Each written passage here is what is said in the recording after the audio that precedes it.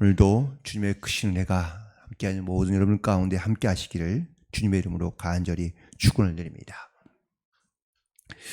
오늘 우리가 함께 읽은 이 본문에 있는 말씀은 마태복음에도 그리고 마가복음에도 누가복음에도 공통적으로 나오고 있는 본문이기도 합니다.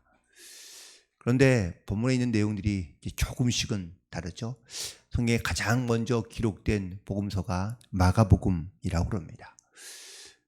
그러고 난 다음에 누가복음이 그리고 마태복음이 가장 나중에 쓰였다는 이야기들을 많이 하는데, 근데 그 이유 중에 하나가 바로 이 마가복음에는 들어있지 않는 내용들이 이 마태복음에는 조금 더 포함되어져 있기 때문이죠. 오늘 본문에서도 역시 마가복음과 대조해서 비교해 보면 마가복음 2장 23절부터 28절까지 있는 말씀인데요.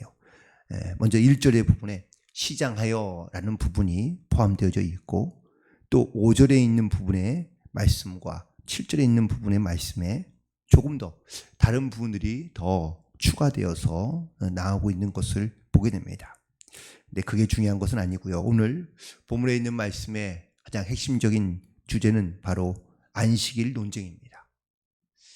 예수님이 인자가 안식일의 주인이며, 그리고 또 사람이 이 하나님의 안식일의 주인이라는 것을 선포하고 있는 것을 보게 되는데, 이 안식일에 대한 논쟁이 있는 이유는 바로 안식일 날 제자들이 밀이삭을 그들이 먹었기 때문에, 잘라 먹었기 때문에 바로 이 안식일 논쟁이 생기게 된 겁니다.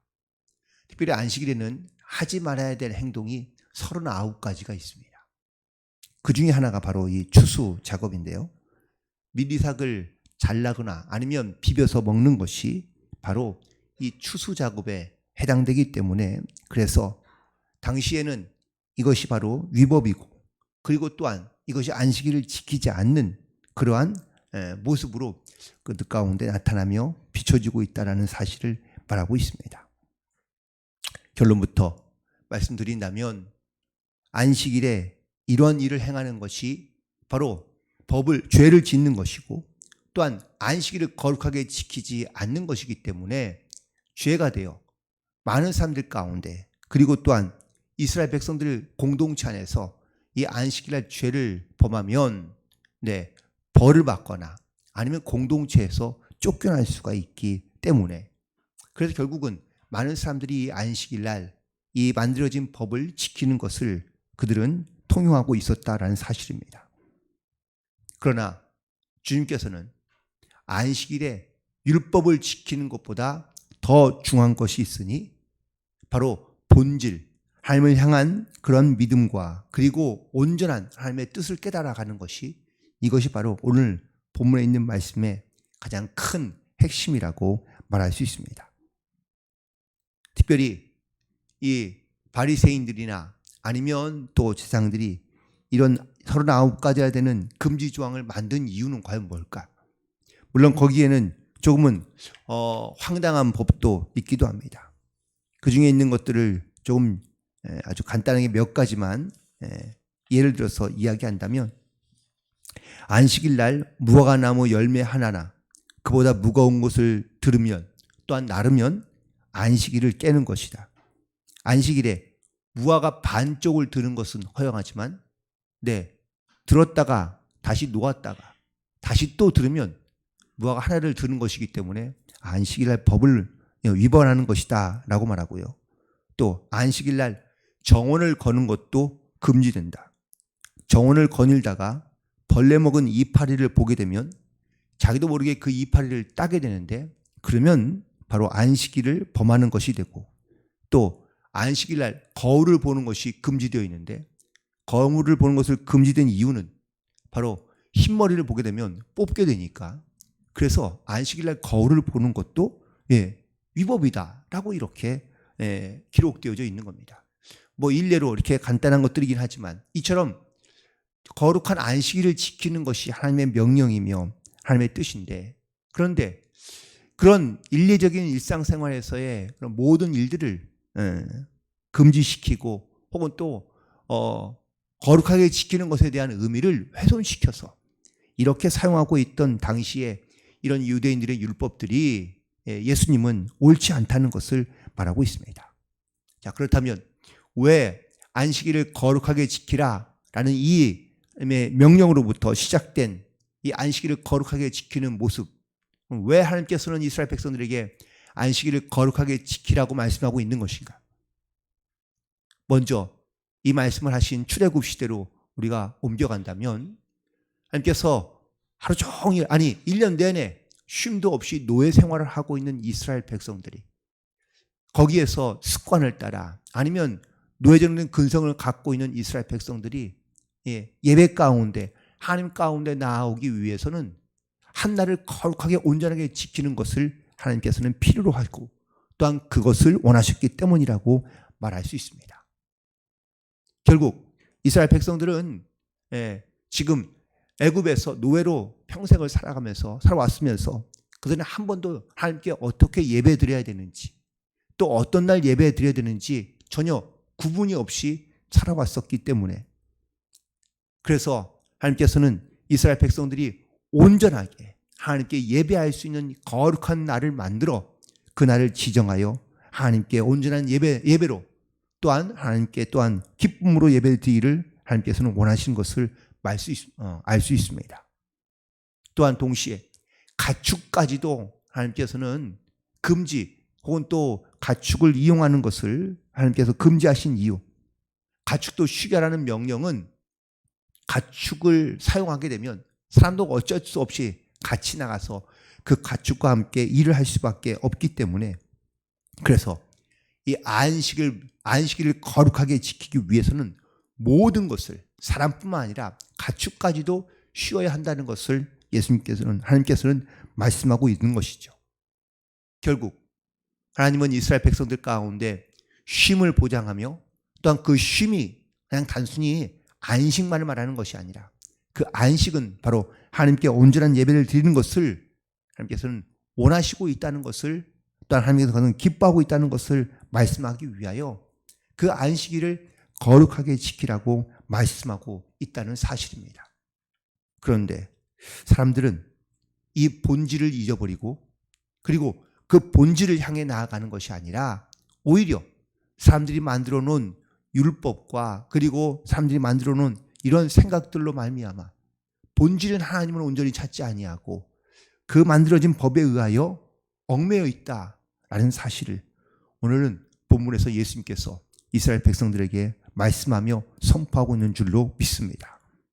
그러므로 신앙생활을 열심히 한다는 것, 그것은 바로 우리가 그냥 단순히 열심만 있는 것이 아니라 그 열심 가운데 영적인 본질이 무엇인지를 우리는 반드시 찾고 깨달아 하나님 앞에 나아가야 될 줄로 믿습니다.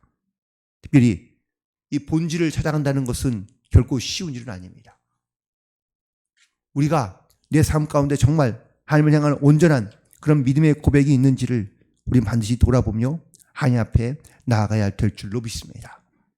특별히 오늘 본문에 있는 말씀 가운데 예수님이 또 이 안식일에 위법하여 일을 하고 있는 것 중에 하나가 그건 바로 예수님께서 안식일날 병을 고치는 행위를 하고 있기 때문이라고 말할 수 있습니다. 예수님께서 안식일날 병을 고치는 일이 이것이 안식일을 지키지 않으며 또한 위법한 일이라고 바리새인들과 그리고 대제사장들은 말하고 있습니다. 그렇다면 예수님은 왜 당시에 예수님도 유대인이었고 또 안식일을 거룩하게 지키던 분이 왜 안식일날 이렇게 많은 사람들이 이렇게 죄를 짓는 것이라고 생각하며 위법한 행동이라고 말하고 있는 안식일날 이 병자를 고치는 일들을 왜 행하시는 것일까요? 여기에서 예수님의 의도는 과연 무엇입니까? 즉 모든 이스라엘 백성들이 안식일날 선을 행하며 그리고 또한 옳은 일을 행하는 것 그리고 하나님 앞에 온전한 예배를 드리는 것 그것은 온전한 사람만 하나님께 예배드리는 것이 아니라 아프든 병을 갖고 있든 심지어는 죄를 지은 사람까지도 온전한 예배 가운데 나아갈 수 있다는 것을 예수님께서 보여주시고 나타나게 하기 위하여 예수님께서도 안식일날 병자를 고치신 줄로 믿습니다.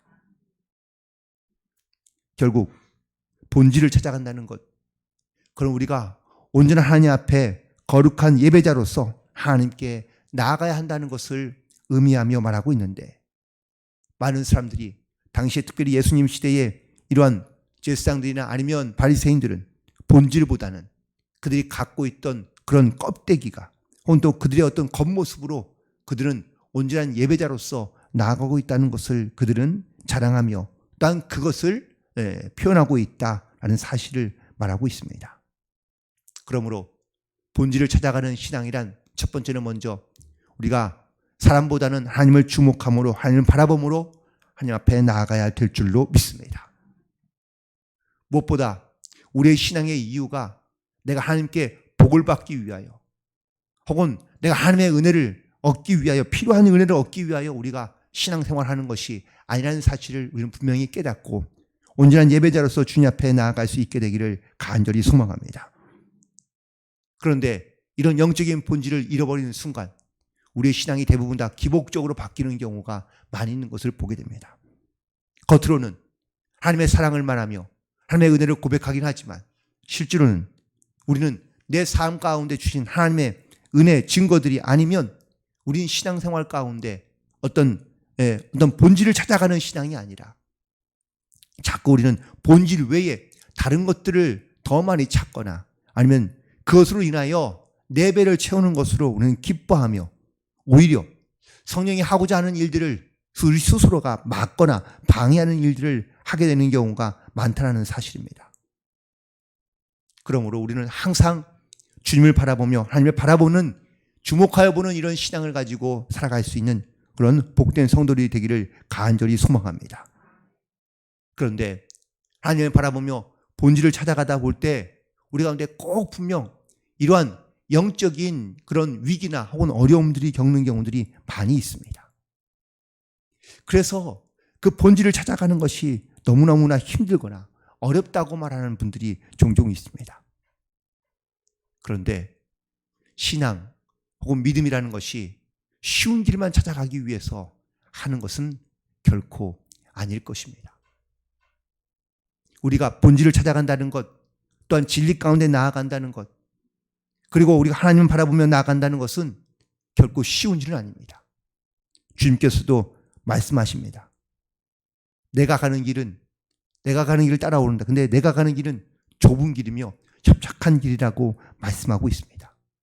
쉽지 않은 길이며 고난도 있고 어려움도 있다는 것을 분명하게 말씀하고 있습니다. 너는 나를 따라오려거든 자기의 십자가를 지고 자기를 부인하고 나를 따라오라고 말씀하십니다. 십자가를 지는 길은 결코 쉬운 길이 아닙니다. 무거운 사명감도 있으며 그리고 때로는 고난도 있다는 것을 분명하게 말씀하고 있습니다. 하지만 우리 안에 그 주님을 아는 진리가 있다면 우리가 그 진리를 따라 순종하며 나아갈 때, 본질을 향해 나아갈 때 우리 안에 다른 사람이 줄 수 없는 기쁨, 또 하늘의 소망, 그리고 또한 하나님의 영광이 우리의 삶 가운데 분명하게 나타나게 될 줄로 믿습니다. 그러므로 우리는 반드시 이렇게 하나님을 사랑하며 하나님을 찾아가며 또한 주님을 바라보는 믿음을 가지고 살아갈 수 있는 이 거룩한 성도의 삶을, 특별히 본질을 찾아가는 신앙의 삶을 살아갈 수 있는 복된 성도들이 되시기를 주님의 이름으로 간절히 축원을 드립니다. 또한 두 번째, 본질을 찾아가는 신앙 가운데 하나님께서 우리에게 주시는 말씀의 귀를 기울이며 나아가야 되는데, 하나님께서 우리에게 주시는 가장 중요한 말씀을 성경에서 정리해서 말한다면 두 가지인데, 첫 번째는 하나님을 사랑하는 것, 그리고 하나님을 사랑하는 것과 동시에 사람을 사랑하며 이웃을 사랑하는 것이 바로 이 모든 계명의 가장 큰 두 가지 계명이라고 말할 수 있습니다. 마태복음 7장 12절에서도 예수님은 이렇게 말씀하십니다. 무엇이든지 남에게 대접을 받고자 하는데도 대로 너희도 남을 대접하라 라고 말씀하십니다. 하나님을 사랑하는 것과 이웃을 사랑하는 것은 성경 전체에서 공통적으로 등장하고 있는 말씀입니다. 그런데 하나님을 사랑하기는 사랑하는데 우리는 이웃 사랑에 대해서는 조금 등한시하는 경우들이 많이 있습니다. 또 어떤 경우는 이웃은 정말 잘 사랑하는데 하나님을 사랑하는 것을 등한시하는 경우도 종종 있습니다. 하나님을 사랑하는 방법과 이웃을 사랑하는 방법이 다르지 않다. 그리고 같아야 한다는 것을 우리 가운데 말씀하고 있습니다. 하나님을 사랑하는 것은 분명히 알겠는데 그러면 이웃을 사랑하는 것은 과연 어떤 사람, 누구를 사랑하면 될까요? 하나님께서 말씀하시는 이웃의 개념이 우리가 알고 있는 이웃의 개념과 다를 수 있습니다. 나의 이웃은 누구입니까? 내 가까이, 내 주변에 있는 혹은 또 나의 가까운 식구들, 친척들을 말하는 것이 이웃인가요? 물론 그럴 수 있습니다. 문자적으로는 우리의 이웃은, 내가 알고 있는 이웃은 내 가까이에 있는 사람들을 말하지만 하나님께서 말씀하신 이웃의 개념은 모든 창조물을 하나님께서는 말씀하고 있다라는 사실입니다.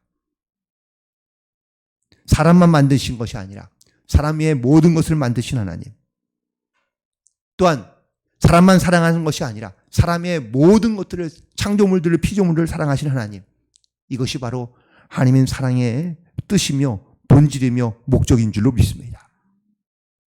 그래서 하나님은 구원을 베푸시되 그냥 사람을 구원하는 것만 그치는 것이 아니라 심지어 모든 짐승과 동물까지도 하나님께서는 구원하기 원하신다는 사실을 말씀하고 있습니다.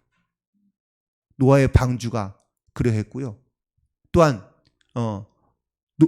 요나의 그 니느웨 멸망 때에도 그냥 거기에 있는 사람들만 말하는 것이 아니라 그 안에 성 안에 있는 모든 짐승들까지도 하나님께서는 포함해서 말씀하신 것을 우리는 기억하고 있습니다.